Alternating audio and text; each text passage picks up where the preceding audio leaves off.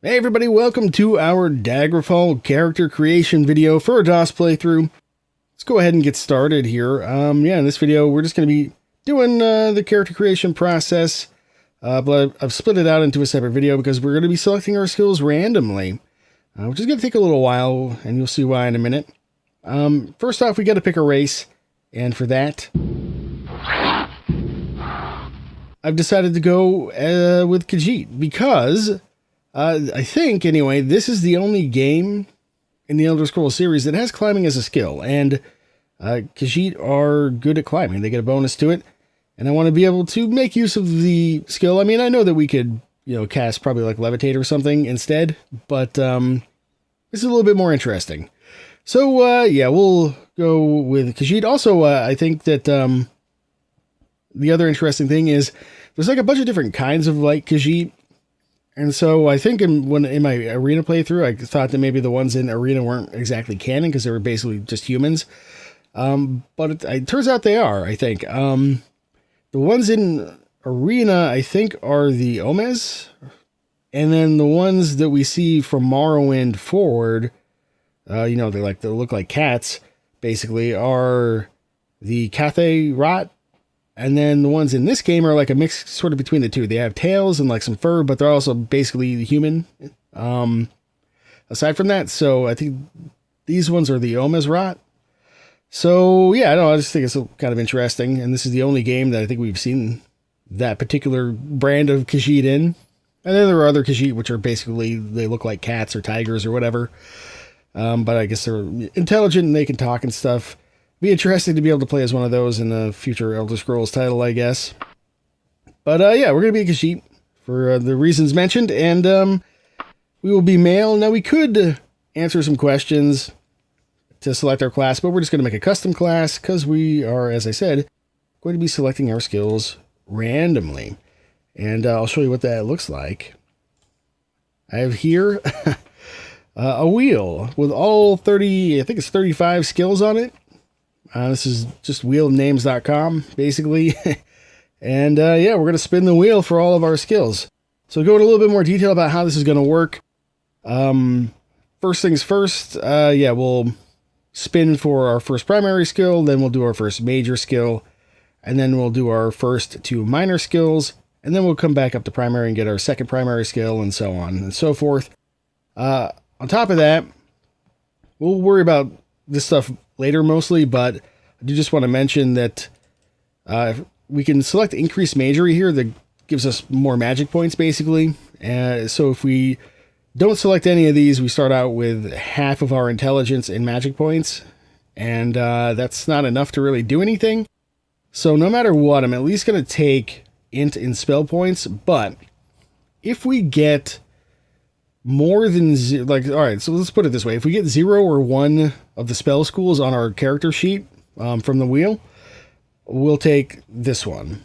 But if we get 2, we'll take the next tier up. And then if we get 3 spell schools, we'll take the next tier up, and so on and so forth. So hopefully that makes sense.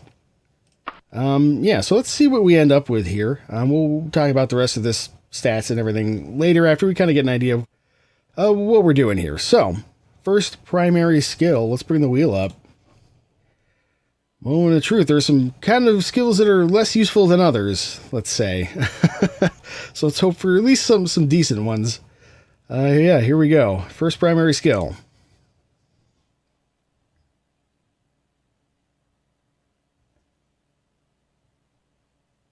Okay.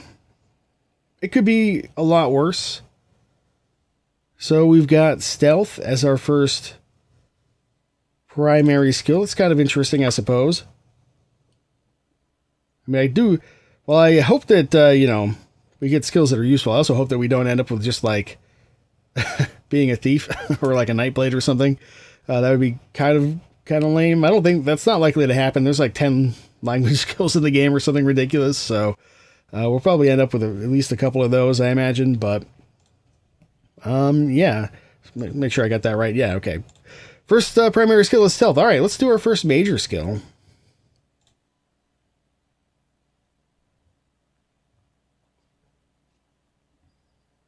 And as I said, All right, first major skill, Giantish, a language skill. So I guess I should explain a little bit about how this works. So the language skills, the way they work is basically when you get near-ish, I guess, to the appropriate creature type, there's like a check that goes on behind the scenes. And if it's successful, the enemy will basically be pacified and won't attack you unless you attack it first. Not really all that useful, just in the sense that we need to kill things. Well, I mean, I guess it's not true. I was going to say we need to kill things to level up. But, that's kind of assuming we get a weapon skill in here somewhere. But we are going to need to kill things more or less to get, like, treasure. And I imagine there's going to be quests to kill things. So, how useful the language skills are and how often they even are effective remains to be seen. I've heard that they're not particularly useful. But, we'll try and make do. Let's get our next skill going here. Our first minor skill, in fact.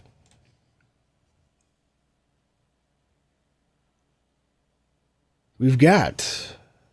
Okay. So it's a little boring.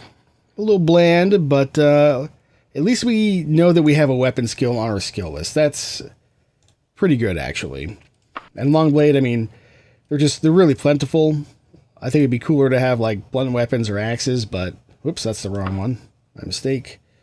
There we go. So we've got Longblade as our first minor skill. I should also explain how the skills work. So it's my understanding, I think the manual is wrong from what I've read, but like all the skills level up at the same rate. It doesn't matter if they're primary, major, or minor, even though I think the manual says that like they level up faster if they're primary or major or minor, kind of in that order. But from what I've read, the thing that does kind of matter is that as far as like calculating level ups and stuff goes, all three of your primary skills matter, the highest two of your major skills matter, and then the highest one of your minor skills is what matters. So, having a language skill as a major skill, not necessarily that damning. For example, just because we could ignore it and level up the other two skills instead. Theoretically, if what I've read is correct and I understand it correctly. So anyway, yeah, there's a little explanation of how the skills work as far as I understand it. Let's get our second minor skill going here. What have we got? Oh, good. I like that. Got a little bit of climbing. I said I wanted to be able to mess around with climbing a bit, and yeah, wish granted. I'm okay with that. It seems like this is probably going to be a bit of a difficult skill to level up, because I'm not sure how many opportunities there are going to be to climb. But I'm glad that we've at least got it on the list. And like I said, I think since only the highest one of these really matters as far as leveling goes, we can not worry about it too much if it ends up not being something that we can use in many places. Okay, so let's get our second primary skill.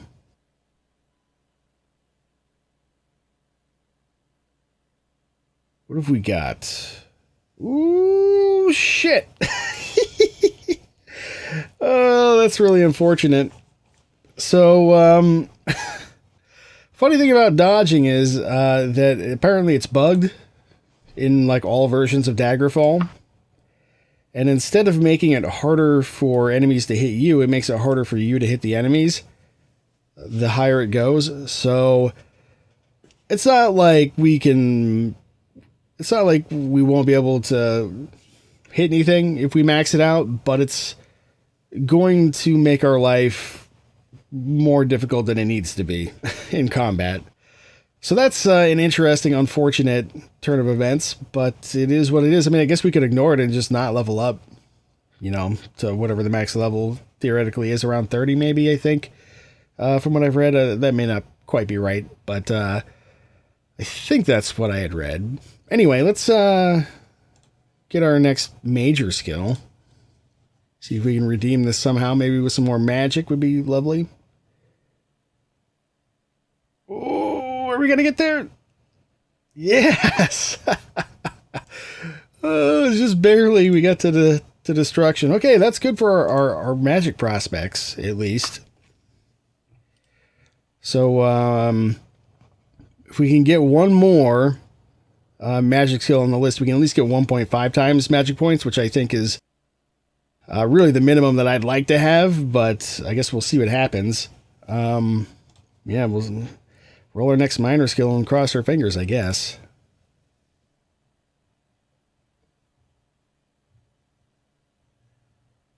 Ooh, okay.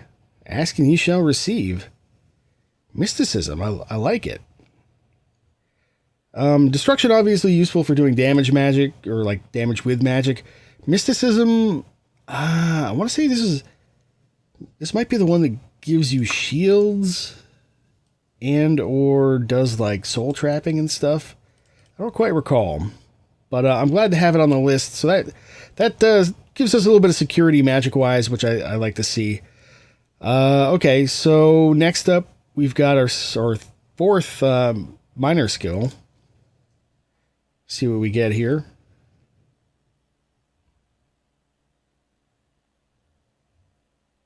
Okay, what's it going to be? Running. All right, that's not a bad one to have either. Because we're going to be running basically everywhere. I mean, I'd rather have restoration, but I am not going to complain about running on our skill list here because, yeah, we're going to be running everywhere, I assume, more or less. So I expect that'll probably level up somewhat regularly. Okay, well, there's what we've got so far. We've got kind of like a, I don't know, not really a Nightblade, I would say. Not quite. But some kind of spell swordy type character almost. With a little bit of stealth thrown in there. Let's get our last primary skill.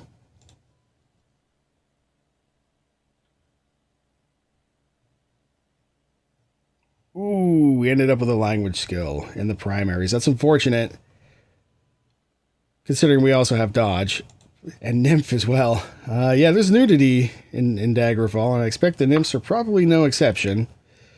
So I guess we'll see how that works out. I also think that the Temple of Dibella has is the one that teaches the nymph language. So that's like the temple that for sure has just a little smidge of nudity in there. Just a little tiny bit. Barely enough to notice. But yeah, we may have to make some trips into there if we want to level that up. All right, well, it is what it is. Let's continue on here and get our final major skill.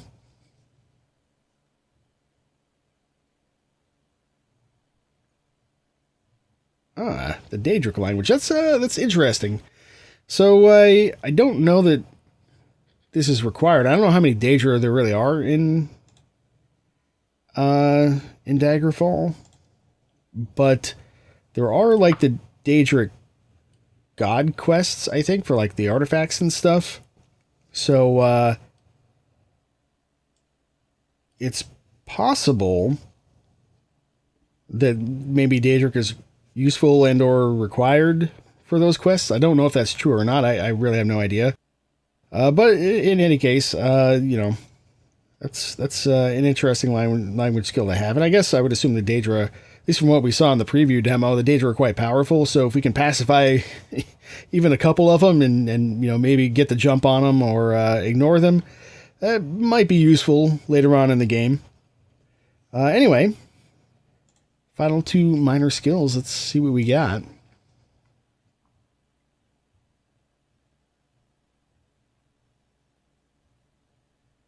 Ooh. Blunt weapons. Okay. Well, I said I wanted something a little more interesting than long blades, and blunt weapons will do it. So I think, yeah, there are tons of long blades, tons of short blades, but only 3, I think, blunt weapons. I think there's the mace, the flail, and the staff. And then there's even less axes. I think there's just like a one-handed axe and a two-handed axe. As far as like just weapon types go. But anyway, we don't have axes, so we don't need to worry about that. Well, we may end up with it. I guess we'll see. Let's get our final minor skill going here. Oh, very interesting. Okay. All right. Is this the return of the fist of virtue from Ultima Underworld? Because when I played through that game, I just punched everything to death. I mean, plus magic. So the really interesting thing about hand-to-hand is that it can damage anything. So like some enemies require certain materials to hurt them. For example, to hurt like a werewolf, I guess probably you would need like silver. Or like some enemies might need mithril, I think, or better. I don't know if it's viable in Daggerfall or not, but I have a real strong temptation to try to do hand-to-hand combat. Because you don't get a bonus to hand-to-hand in this game, by the way, as far as I know. They are the same as everybody else, especially because we're like the humanoid kind. We don't actually have claws, I don't think, anyway, so it wouldn't even make sense. But there you go. There's such as it is, there's our character. So what do you even call this kind of a character? We've got stealth and dodging. We've got hand-to-hand. And we like to talk to nymphs and giants. And we got and Daedra. And then we've got destruction magic and mysticism. Which is, it's not nothing. Got some climbing and running. I mean, is this just an acrobat? Is that what we've ended up with? Basically the acrobat class? Plus a little bit of magic? Because that's kind of what it seems like. Well, give me a minute to think about a name for the class, and then we'll do like some advantages and disadvantages and that kind of thing, and our stats. Okay, I got something that I think is maybe kind of thematic. Also, I did look up acrobat on one of the wikis, and the acrobat kind of some similar skills, but they don't get any magic. So, yeah, I thought maybe they got a little bit, but I guess not. I mean, at least not on their skills list. They can still cast magic like any other character, though. But anyway, yeah, I've thought of a name. I think it's thematic. How about a moon shadow? Ooh. We got the stealth and the dodginess and the, I don't know, nymph and Daedra, giant. I don't know about all that, but mysticism, actually, I looked up some of the spells. It has like the open spell and like teleportation and comprehend languages, oddly enough. So I'm not sure how that's going to interact with leveling up our skills. But yeah, I think that sounds pretty cool, pretty edgy. As far as hit points per level, we can take this all the way up to 30. But I guess for the purposes of our own sanity, let's say 13 HP per level. That sounds pretty good. It's not super high, not too low. Acrobat only gets 8 for comparison.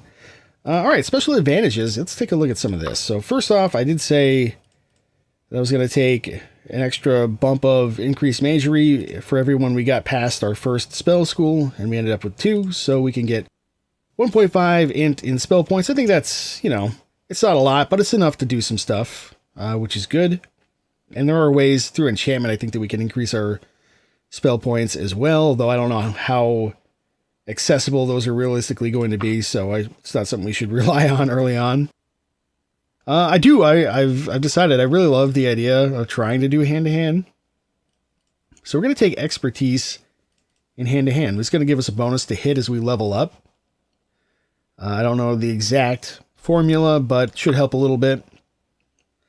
Aside from that, acute hearing sounds awful, just because I think it makes it so we can hear monsters from farther away. But given the cacophony that is the skeleton just constantly screaming, I don't want that. So I'm going to say no to acute hearing. Adrenaline rush gives us like a stat boost when we're low in HP, which, I mean, that's interesting. I'll think about it. I think definitely athleticism makes sense here, though.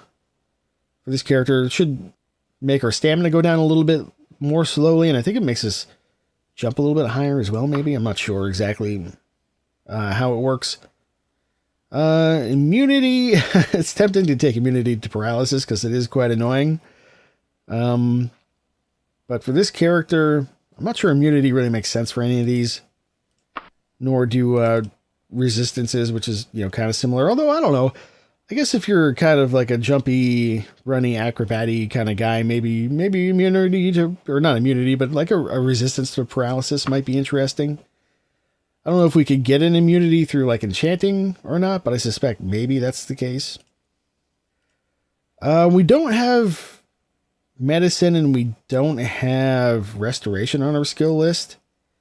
So I'm not going to take regeneration, which like just gives us HP while we're standing around, but I will take rapid healing. It'll just make us get HP back a little bit faster when we rest, as I understand it. And beyond that, I don't know. Let's look at our skills. Stealth and dodging, running and hand-to-hand and stuff like that, and climbing. All right, let's do it. We'll take a resistance to paralysis. That juices our stat or our leveling speed a little bit in the wrong direction. But it's not too bad.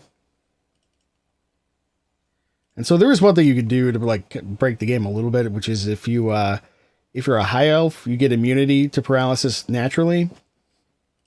But as I understand it, you can take the reverse of that in the disadvantages here, which would be what is it? Critical weakness to paralysis, and it's basically free because the high elf retains the immunity even despite the critical weakness, and then your little thingy here goes down a ways. And this just affects like how fast we level up. So like right now we're probably leveling up at half the rate of an average character, so it takes us like 2 times as many skill uses compared to average. So we'll see if we can do something about that. To that end, darkness-powered magery might be kind of interesting. Lower magic ability in daylight. I don't know if I like unable to use magic at all in daylight, but we're going to be spending like so much time in dungeons, I imagine. And like, how often are we really going to have to cast magic in like outside in daytime? I feel like not that often. So let's try that out. I think this just halves our spell points during the day, or at least while we're in daylight. So that doesn't seem too terribly awful. All right. Aside from that, forbidden armor types. This is a tricky one. Like, I would like to take plate, but the problem is everything that is past iron. The iron material basically is considered to be plate. So like mithril armor is plate, elven armor it's plate, dwarven armor is plate, ebony armor is plate. It's all plate. So if we say no plate, then we're locked out of basically all of the armor in the game, and therefore probably most of the good enchanting opportunities in the game, because I think the quality of the material matters for how much you can enchant it, if that makes sense. Although there may be ways around that with like soul gems and stuff that I don't really know all the details. This is just from my initial research. So I'm as tempted as I would be for this character to not be able to use plate. I think given that it's a first playthrough and we're already taking some risks with going with like hand to hand and having random skills, which apparently includes dodge, which is bugged, I think I'm going to say no to that. Could do maybe forbidden materials, but what would I even pick? Like, I don't even know what really makes sense there. We could do forbidden weaponry. So we have long blade, hand-to-hand, and blunt weapon on our list. So we could say like no axes and no short blades. I'd like to at least be able to try using missile weapons, so I'm not going to put that one on the list. Aside from that, Phobia gives us a penalty to hit certain types of enemies. And there's a counter to this, which is, you know, like bonus to hit or something like that. On the other end, I'm not going to worry too much about that. I don't think any of that really makes a whole lot of sense.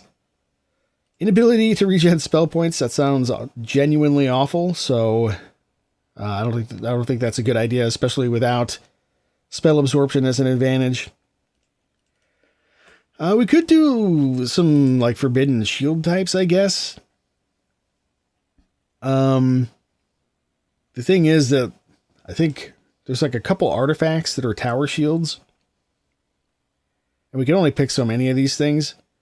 So I'm not even sure if it's like worth it. I don't know that this is gonna, yeah, like barely even moves the bar. So I think we'll just leave that be. Unless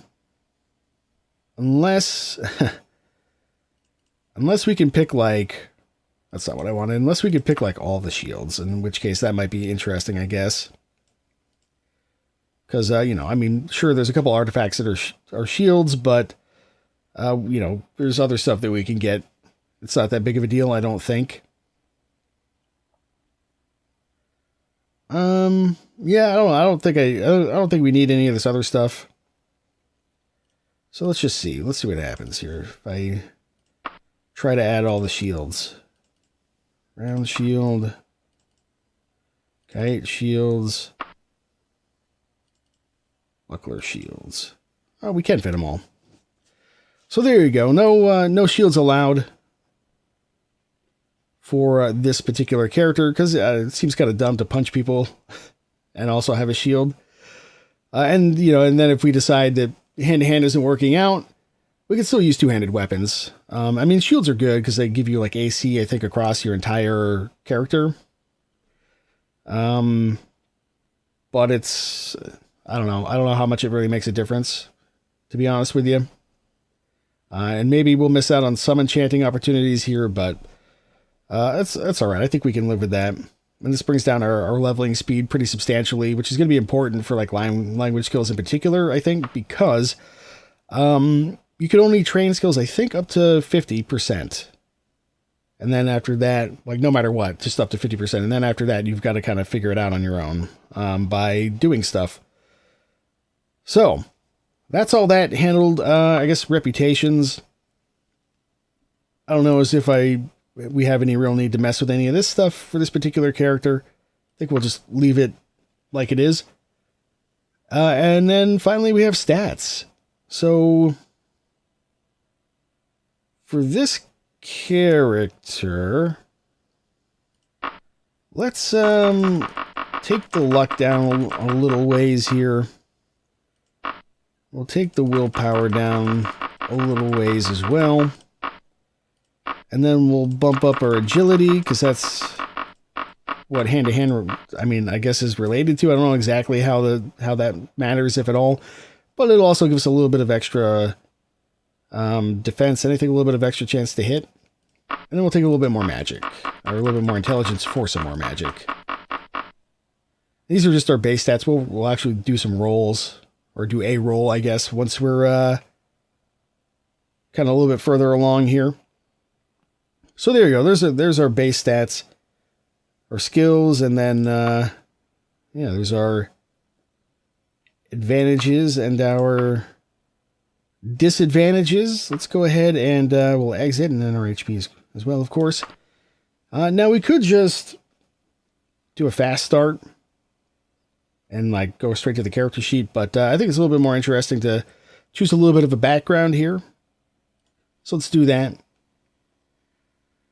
All right, so we have a certain degree of training with, I mean, there's a case to be made for keeping things kind of low or even, I guess, as far as our minor skills go, just because it gives us an opportunity to maybe get like an extra level or two at the top end toward the end of the game, which who knows if we'll even get there, if it'll even matter.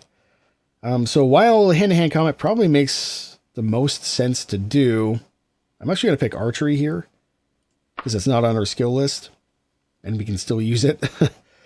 What thieving skill have we been studying the longest? Uh, not dodging. It's definitely not going to be dodging. Let's say critical striking. That seems like a good one to have. It's not on our skill list either. What motivates us into a life of adventure? Let's say fun. Our preferred criminal method. Sir, you wound me. I don't know. What do you...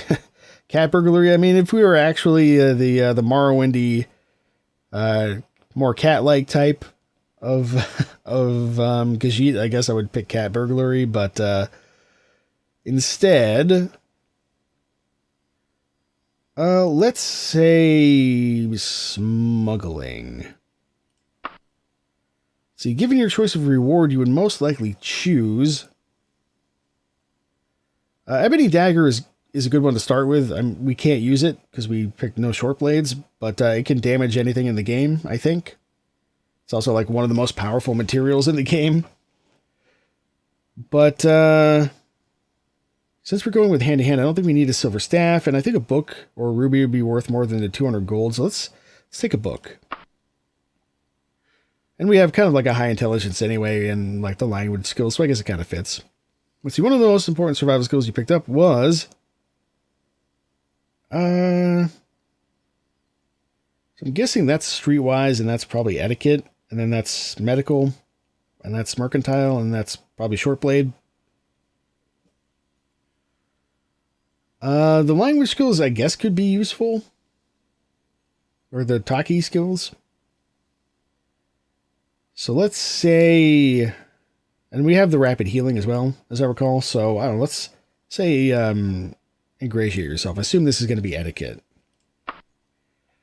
You were an active child. You something than anyone else our age. So this gives us probably running, climbing, hand-to-hand, swimming, and sneaking. Let's say swimming. So you can get most of the things you want by stealing from people. I would never. Let's say diversified merchants, I guess. Let's say sages and mages. I like that better. It's going to lower our reputation with mages a little bit, maybe, but hopefully that won't matter too terribly much. Let's see, the one skill we couldn't work without will be... I don't know how many opportunities we're going to get to backstab, though. Stealth is one of our primary skills.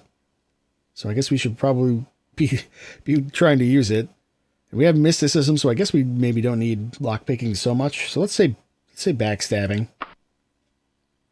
Or I guess punching people in the back of the head. As a child, your nickname was... So I guess this is just more of the same. As far as like climbing, running, jumping, swimming, hand-to-hand. Let's say rabbit. What god, if any, do you worship? So different gods teach different languages. And in general, they just teach different skills. I don't know what they all are. I don't know. What fits the character, do you think? The moon shadow. Also, I thought Kinnereth was a goddess of, like, something else in the later games. I don't know, maybe somebody who knows more can tell me. Let's say...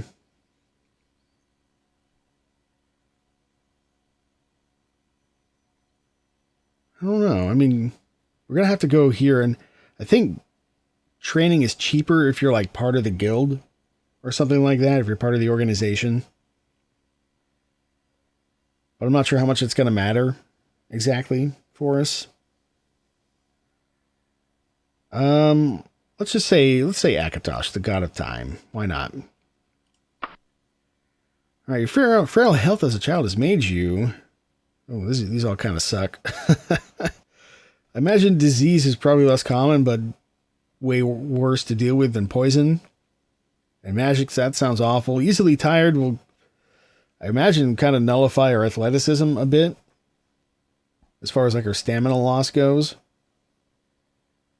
So I think the lesser of all these evils was probably less resistant to poison. even though it's probably more common. I assume that we'll be able to cure it anyway, like a restoration spell that we can buy or make. So I guess we'll say poison. All right, no changes to our reputations. That's good. As for a name, I think there are like various prefixes or suffixes or whatever you can use to mean different things for Khajiit, but I've been thinking about the name Jakaz, so that's what we're gonna go with. And yeah, I guess if that means anything, somebody can let me know. I don't know that it does, but that's our guy. All right, gotta pick a face here. What does a moon shadow look like? Kind of like that one. Kind of like that one as well. Although, I don't know. Is this an old guy kind of character? Could be. I don't think that one. This guy looks like a crusader just because of the cross on his face. I don't know about that one, although I do like the portrait.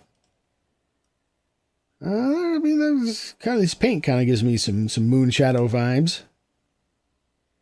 Let's say no to that guy, no to that guy. Yeah, that guy maybe a little bit as well. The face paint.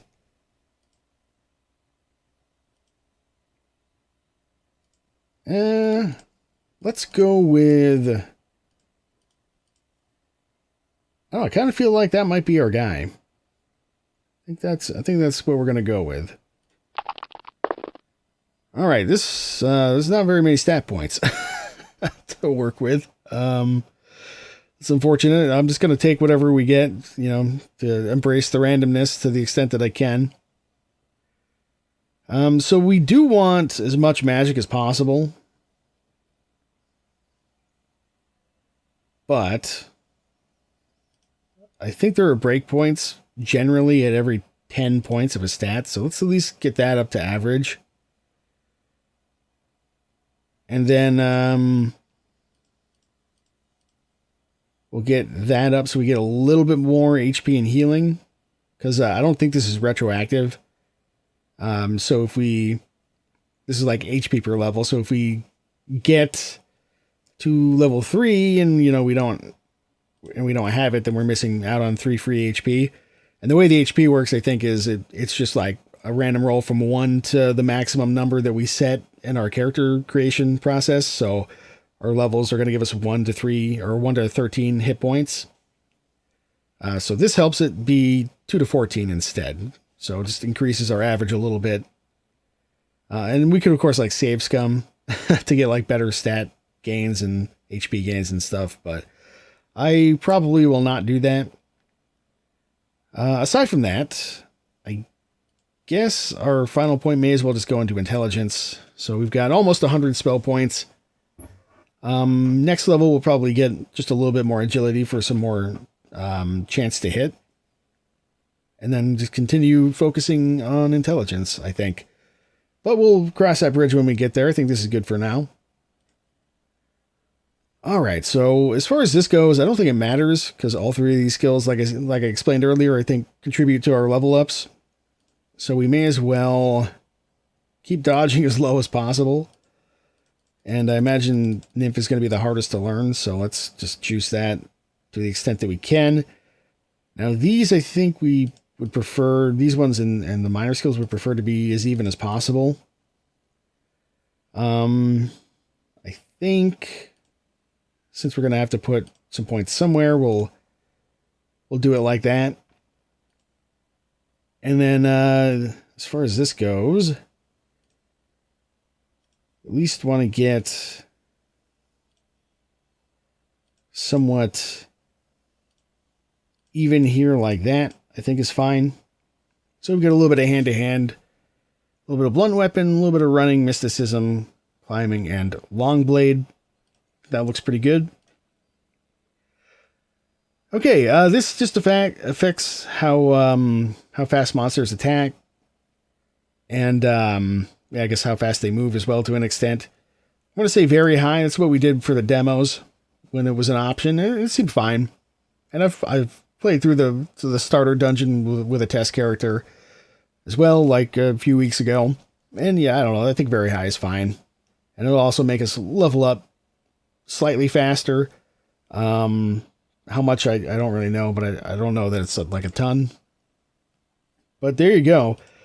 That's our character, Jakaz the Moonshadow. Alright, there's one last thing that I want to go through for our character creation process here. And that is just that once you get into game here, you can check your character sheet and go to the history section here, and you'll find that the game has developed a history for you. This is just our stuff that we selected. But, yeah, like I said, the game will kind of generate a history for you. I assume this is probably based on what we selected during the questionnaire of our background. But we'll go through this and read it to kind of bring things to a close here. So let's see what we ended up with.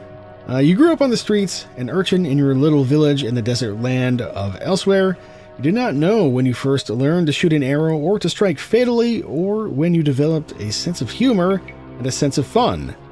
You only know that your skills and your philosophy are what kept you alive and sane during the dark years when Jaeger Tharn usurped the throne of the rightful emperor. So that's a reference back to Arena, the first game. Tharn's agents even searched out your little village, looking for political dissidents and other undesirables. Those they found disappeared forever. For the benefit of all, an uneasy alliance formed between you and all the other villagers who were in questionable lines of work. One night, you witnessed a ragged boy being pursued by a dozen black-clad agents of Jaeger Tharn. You took a shortcut through the alleys to meet the boy, and it took little effort to convince him to run with you. The two of you stole into a concealed cellar and waited for the agents to pass. The boy was obviously not from the village, and when you asked him his name, he told you, hesitantly, Severus. You laughed at his royal-sounding name, and he told you, very seriously, that he was the son of the rightful ruler of Tamriel, and that an impostor was on the throne.